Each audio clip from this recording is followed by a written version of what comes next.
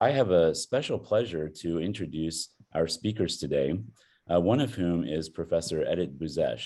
And so Dr. Buzás is one of the first people that I met in the International Society for EVs. And one of the people I really respect the most because I know her as a very careful scientist and as an incredible person as well.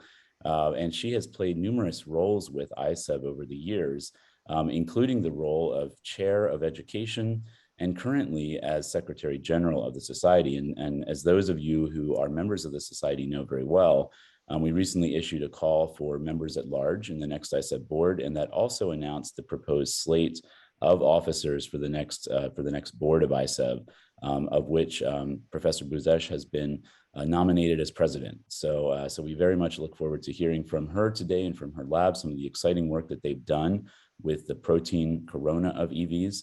But first of all, Edit, I would like to welcome you and to ask just a few questions of you as somebody who has been in the field for quite some time, has been one of the pioneers in the field. Could you tell us a little bit about how you first became interested in extracellular vesicles and got your start with working with them in research? Hi, Ken. Hi, everyone.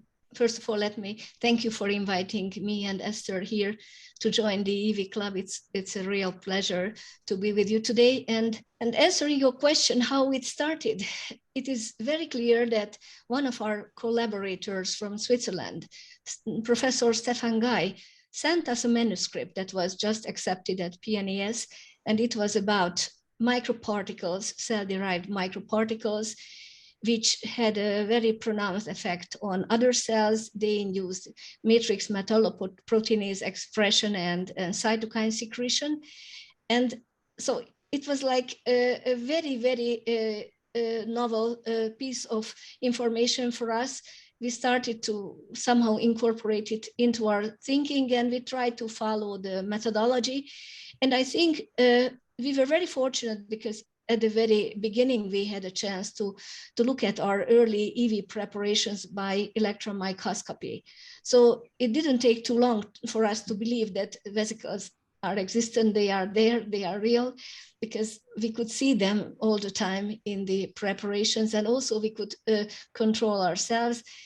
And then, well, we were looking for methodology, and we didn't find too many different established protocols at that time. And so we came to the conclusion that, okay, if it's not available, we have to go and try to explore it ourselves.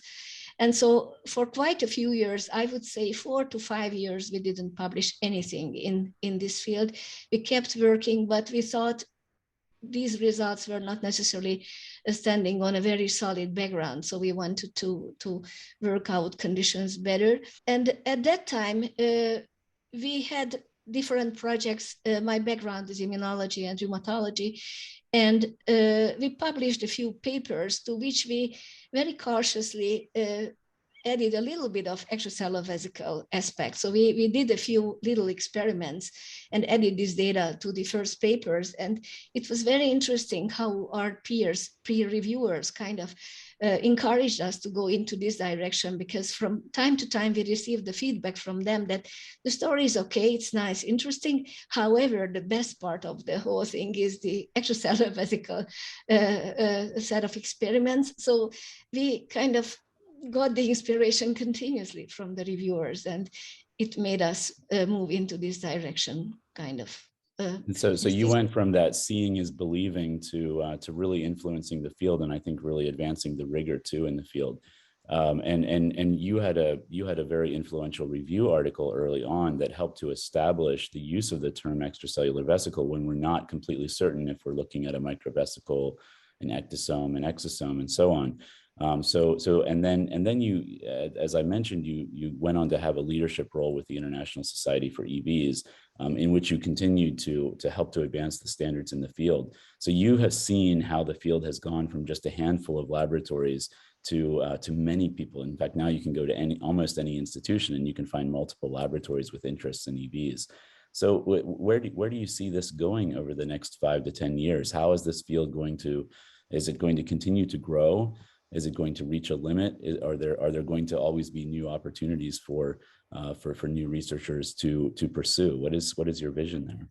Well, it's very hard to predict, but I think we all experience a transition towards the translational aspects of extracellular vesicle biology.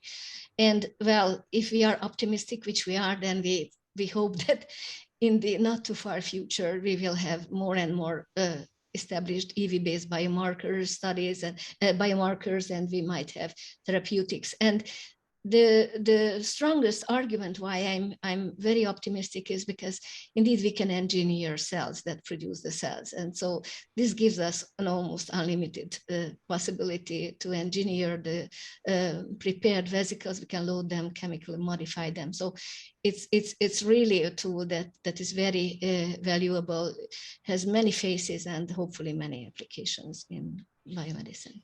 So a bright future ahead with your vision, and I just want to thank you again, I think on behalf of everybody here, for the leadership role that you've played, and the importance that your research and your thinking has had in how we view and approach extracellular vesicles. So thank you very much, Professor Buzás.